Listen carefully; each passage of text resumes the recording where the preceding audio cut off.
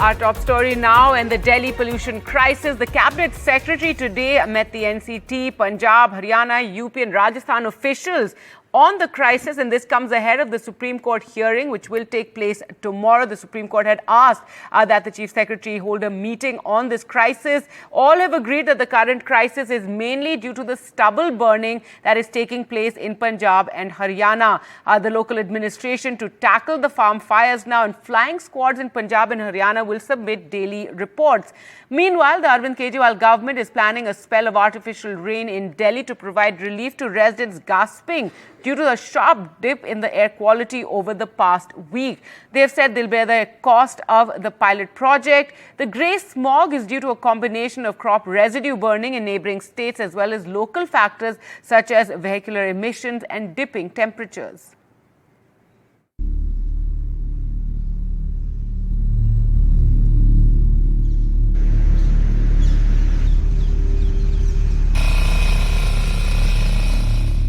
Another day, another Delhi government meeting, but the capital's air continues to remain extremely polluted and poisonous for the 8th straight day. अलग अलग जगहों पर monitors किए जाएंगे।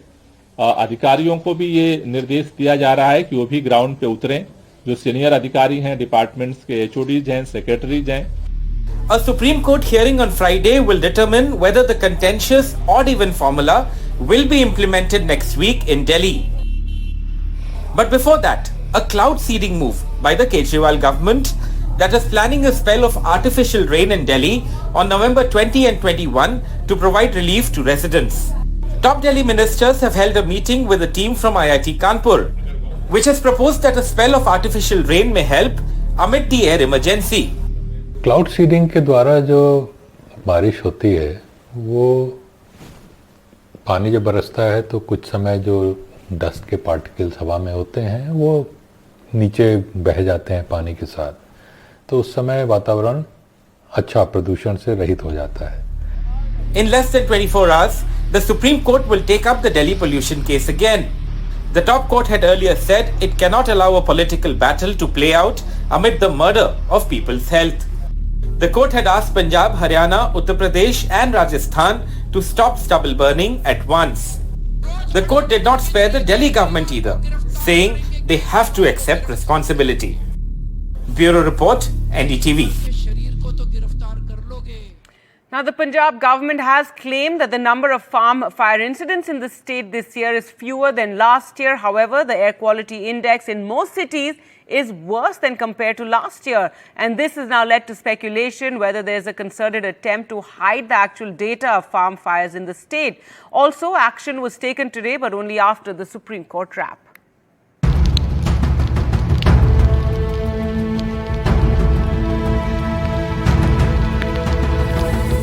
Punjab government officials dousing farm fires days after the Supreme Court pulled up the Bhagwant Mann government for the rising number of farm fire incidents.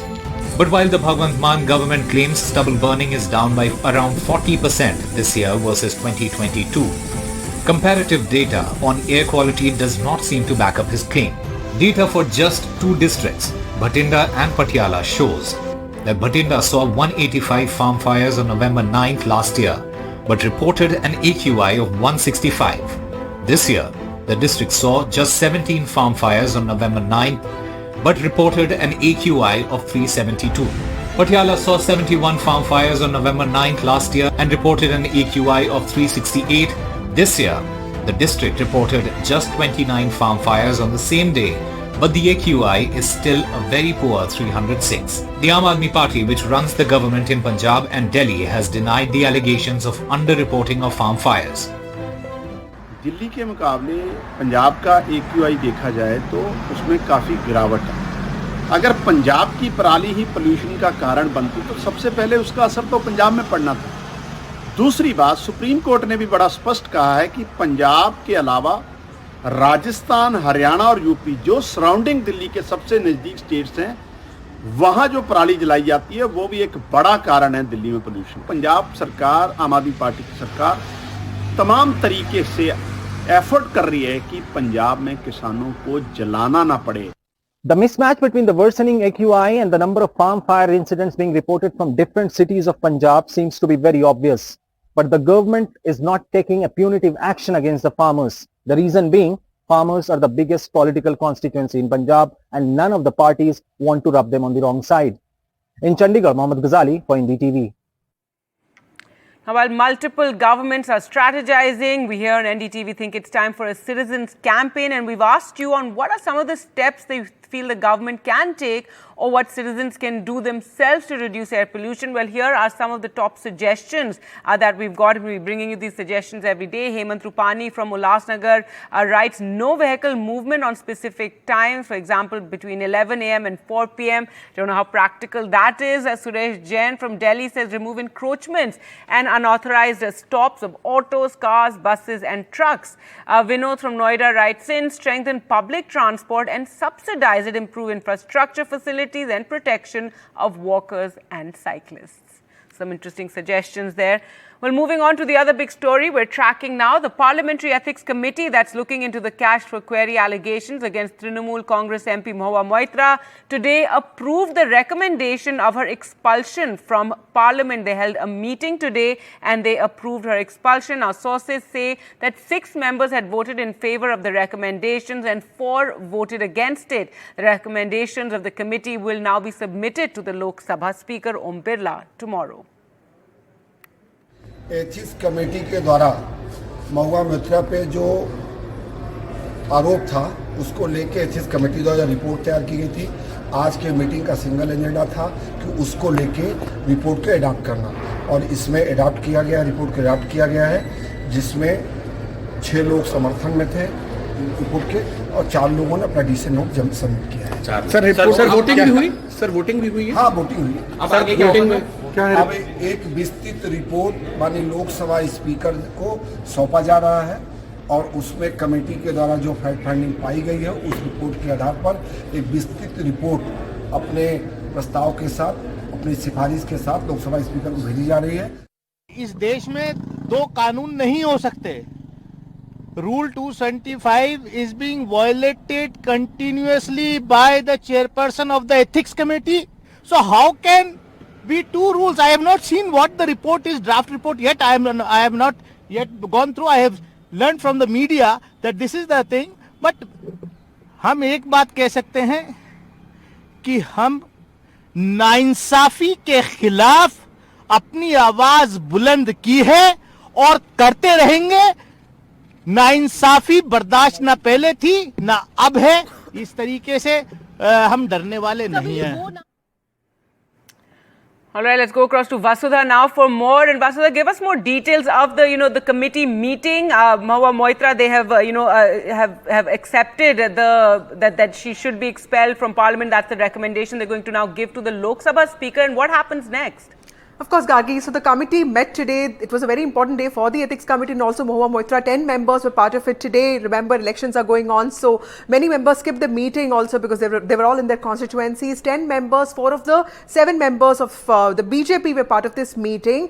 And of course, people like Uttam Reddy who belong to the Congress and have been vocal supporters of Mahua Moitra, he couldn't turn up. 4 MPs voted against this report and 6 MPs voted in favor of the report. Praneeth Kaur, who is a suspended Congress MP and also the wife of former Punjab Chief Minister Amrinder Singh, also voted in favor of the report. Now, she is somebody who's been suspended by the Congress for anti-party activities, so it was very surprising and quite in some ways expected also that she voted in favor of the report. Now, this report that has been accepted by the committee makes 2 strong recommendations. One is expulsion of Mahua Moitra on 2 specific charges. One, that she shared her login credentials, NIC login credentials with somebody who is in foreign shores. The report also says that he has foreign nationals as relatives, and this is prima facie very detrimental to the national security of the country. This is what the report says, and it also quotes examples of how drafts of bills that relate to coastal security, mines, the Central GST Act,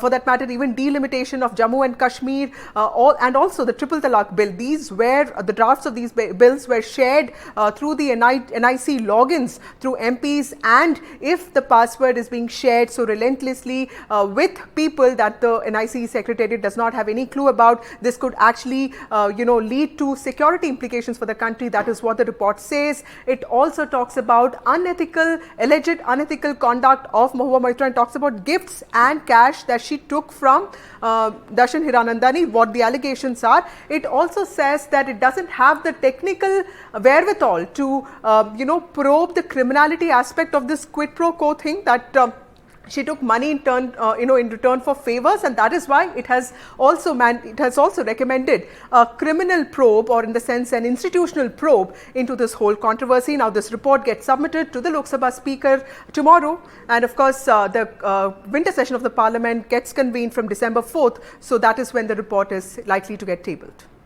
All right, Vasudha, thanks so much for joining us with those details.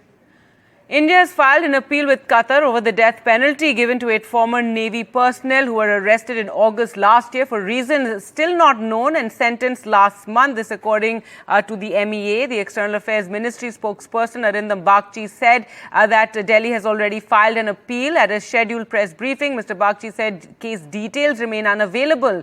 The judgment is confidential, has only been shared with the legal team, and we're now pursuing further legal steps.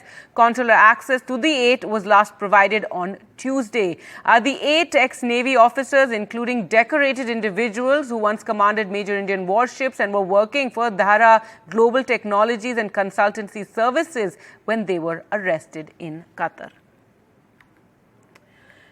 Now, weeks after the Model Code of Conduct was imposed in Madhya Pradesh, negligence of officials who have failed to erase or cover up pictures of Prime Minister Narendra Modi on fertilizer packets has now created an artificial shortage, as those stocks cannot be sold. Anurag Dwari reports. Madhya Pradesh farmers forced to stand in long queues for fertilizer in multiple districts, not because there's a shortage, but because officials have not managed to erase or cover up pictures of Prime Minister Narendra Modi on fertilizer sacks, meaning they cannot be distributed. Farmer Hari Singh Saini of Eat Khedi village near Bhopal has to sow his crop on his 12 acres land, is getting his 12 acres of land sown, but somehow managed to purchase just 15 bags of DAP at a hugely inflated cost. ये बहुत महंगा पड़ रहा है और रखोड़िया भी इसके साथ डालना हमको पड़ रही है, फिर यूरिया डालेंगे. इसकी पैदावार मिला के बहुत कम हमको कीमत मार्केट में मिल रही है. हमको कम से कम जो हमारा खर्चा उससे 20% हमको बचता, बाकी पैसा नहीं बचता. Modi government ministers, many of whom are campaigning in MP, claim there's no shortage. The opposition says there's one and it's a big issue.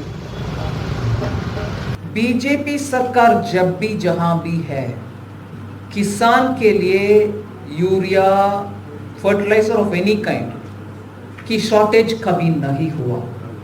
मुझे याद है जब इधर किसान के लिए समय पर बिना लाइन लगे हुए वितरण होना चाहिए, तब से लेकर आज तक we have had no problems in distribution. यहाँ आप इतनी बड़ी समस्या से जूझ रहे हो, यूरिया की इतनी बड़ी समस्या है, क्या किया है इसके समाधान के लिए?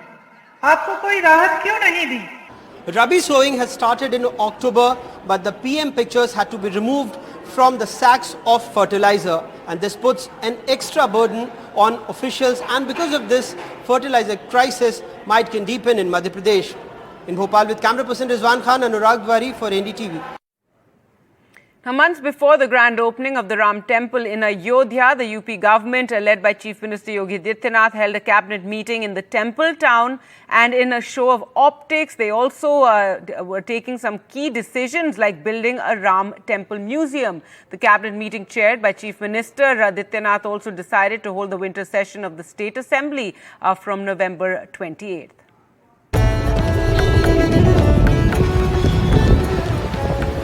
Dug up roads at the entrance to Uttar Pradesh's Ayodhya as the Yogi Adityanath government races to meet a January 2024 deadline to give a makeover to the once sleepy temple town ahead of the high-profile Ram Temple inauguration. The 25 lakh residents of Ayodhya are witnessing rapid change, impacting almost each and every aspect of their lives. On the roads that lead to the Hanuman Gadi temple, one of Ayodhya's most famous landmarks after the Ram temple, a complete infrastructural change has taken place. Shops were demolished and some of them rebuilt after road widening work. The government says other shop owners have been compensated. For a few months, the business around Hanuman Gadi took a hit. But shop owners say the future is bright. पहले तो उतना कुछ भी नहीं था, यात्री भी नहीं आते थे, अब जो है यात्री भी थोड़ा आने लगे, हम लोग का इनकम भी बढ़ा है और आगे जाके बढ़ने वाला ही है। दुकानें छोटी हो गई है लेकिन जो है इनकम तो बढ़ेगी। Rais Mohammed, one of the very few Muslim shop owners around Hanuman Gadi, is happy with the redevelopment. बेहतर तो दिखाई दे रहा है, बेहतर तो होगा ही होगा। ये पहले से जो है मंदिर जब से निर्माण हुआ है, होना स्टार्ट हुआ है, तब से पब्लिक जो है काफी कंटिन्यू चल रही है। But not everyone is as enthusiastic. 50-year-old Rajkumar Saini has been selling flowers outside the Hanuman Gadi temple for almost 30 years. His rented shop is now totally demolished. This has left him selling flowers on the street.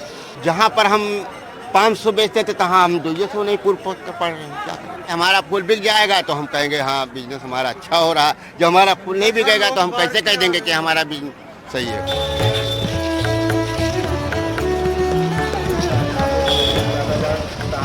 This new railway station building, a 2-storied structure, will be inaugurated in January 2024. The under construction new railway station of Ayodhya may seem empty right now, but is waiting for lakhs of tourists in the coming time. With the city already witnessing a surge in tourist numbers, many new hotels have opened up, with some even gaining 100% occupancy now, despite the temple inauguration being 2 months away. जैसे अगर आप पहले की बात करेंगे, जब ये अयोध्या 2022 की डेट थी जब हमने ओपनिंग की, उस समय अगर 30% की ऑक्यूपेंसी रहती थी अयोध्या के अंदर टूरिज्म को लेकर, ट्रैवल सेक्टर को लेके, तो आज वो 80% पे पहुंची हुई है डेफिनेटली। और फिलहाल के तौर पे तो मैं कहना चाहता हूं कि हम पूरी ऑक्यूपेंसी के साथ में आगे बढ़ रहे हैं। As Ayodhya goes a massive transformation in the preparation of the grand Ram temple inauguration, the locals are adapting to the change. But the question here is whether the pace of change will be enough to keep up with the approaching deadline. With camera person Rajesh Gupta and Pramod Srivastav, Tanish Punjabi for NDTV. News now from Karnataka. Now, the big ticket schemes promised by the Congress during elections in trouble now. No monthly allowance for the Griha Lakshmi beneficiaries, and the scheme for graduate allowance has not been implemented. The government claims it's working on a war footing to implement the schemes. The Siddaramaiah government of Karnataka is under a lot of pressure. With Lok Sabha elections looming ahead, the Congress seems to be stuck on its 5 election promises. While one of the promises is yet to be fulfilled, people like Sharada decided to protest against the famous Annabhagya scheme. Sir ಅಕ್ಕಿ ಹೋರಾಟಕ್ಕೋಸ್ಕರ ಬಂದಿದ್ದೀವಿ ಇಲ್ಲಿ. ಒಂದು ಅಕ್ಕಿ 10 KG ಕೊಡ್ತೀವಿ ಅಂತ ಈಗ 5 KG ಕೊಡ್ತಿದ್ದಾರೆ. ಈಗ ರಾಗಿ ಏನಕ್ಕೆ ಬೇಕು, ಅಕ್ಕಿ ಕೊಟ್ರೆ ನಮಗೆ ಅನುಕೂಲ ಆಗುತ್ತೆ, 10 ಕೆಜಿ ಅಕ್ಕಿ ಕೊಡಬೇಕು ಅಂತ ಹೇಳ್ಬಿಟ್ಟು ಅದ್ರ ಬಗ್ಗೆ ಸ್ಟ್ರೈಕ್ ಮಾಡಕ್ಕೆ ಬಂದಿದ್ದೀವಿ. That's not all. Lakhs of women beneficiaries are yet to receive their monthly allowance of 2,000 rupees promised in the Griha Lakshmi scheme. The government says that this is the result of a technical glitch which the government has promised to look into. मैंने instruction दिया है, अपने लोग काम कर रहे हैं, e governance के साथ मेरा मिनिस्ट्री बैठ के काम कर रहा है. Within 15 to 20 days we are going to clear everybody's जितने लोग बचे हैं 7,90,000 लोग जो बचे हैं उनको भी हम क्लियर करके 100% ये योजना का लाभ उन तक पहुंचाएंगे. The scheme of giving allowance of 3,000 rupees per month to unemployed graduates and 1,500 rupees to diploma holders has not yet been implemented. It is a different matter that as soon as Siddaramaiah became the chief minister, Rahul Gandhi had announced that implementing the 5 guarantees would be the priority of the government. Now, BJP is raising questions on the intentions of the ruling party. After assuming the power, after the people have given them the mandate, what should have been delivered, the guarantees, whatever the promises they had made, they are not delivering. No, there is no development nor there is delivery of the guarantees. Completely they have become liars. The guarantees that helped the Congress get voted to power in Karnataka are now troubling the beneficiaries. This comes at a time when the party is gearing up to face the Lok Sabha election despite rumors of internal factionalism. With camera person Govind, Pratibha Raman in Bengaluru for NDTV. News now on the Israel-Gaza war, and fighting between Israel and Hamas is close to the Al-Quds hospital in Gaza City. This is another area in northern Gaza. Beit Lahia was also bombed by Israel. Meanwhile, the World Health Organization has warned of a health crisis, and there's a worrying trend of disease spreading, is what the WHO has said.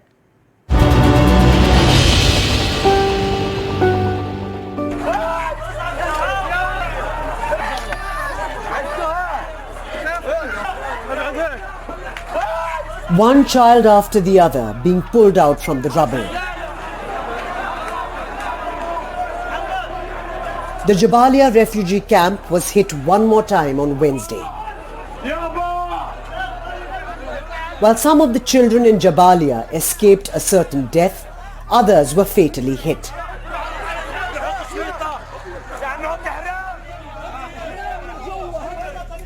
As another area in northern Gaza, Beit Lahia, was also bombed by Israel. Continuing with its ground invasion, the Israeli Defense Forces said its troops captured a Hamas stronghold known as Outpost 17 in West Jabalia after 10 hours of fighting. The IDF also claims to have gone deep inside Gaza City. Palestinians were seen fleeing northern Gaza as the Israeli army announced a 4-hour humanitarian pause for the first time, according to reports. IDF said 50,000 Gaza residents left northern Gaza on Wednesday. ראינו היום כיצד 50,000 עזתים עוברים מצפון רצועת עזה לדרום רצועת עזה. הם עוזבים כי הם מבינים שחמאס איבד שליטה בצפון עזה, ובדרום בטוח יותר, יש אזור בטוח יותר שאליו מגיעים תרופות, מים ומזון. הם מבינים זאת היטב. אנחנו נמשיך להחזיק את המעבר ההומניטרי הזה דרומה. נמשיך לאפשר גם מחר לתושבי עזה לרדת מכבלי חמאס בצפון רצועת עזה לדרום רצועת עזה. חמאס איבד שליטה וממשיך לאבד שליטה בצפון. The UN High Commissioner for Human Rights, Volker Turk, described his visit to the Rafah crossing as a living nightmare. The crossing serves as the only entry point for humanitarian aid to enter Gaza, albeit it's just a drop in the ocean. The lifeline has been unjustly, outrageously failed. In Rafah, I witnessed the gates to a living nightmare. A nightmare where people have been suffocating under persistent bombardment, mourning their families, struggling for water, for food, for electricity and fuel. Amidst the bombings and killings, there was a ray of hope for Gazans. As French President called for a ceasefire on Thursday, although many global powers will need to come together to stop this nightmare for civilians. With Vishal Vivek, Bureau Report, NDTV.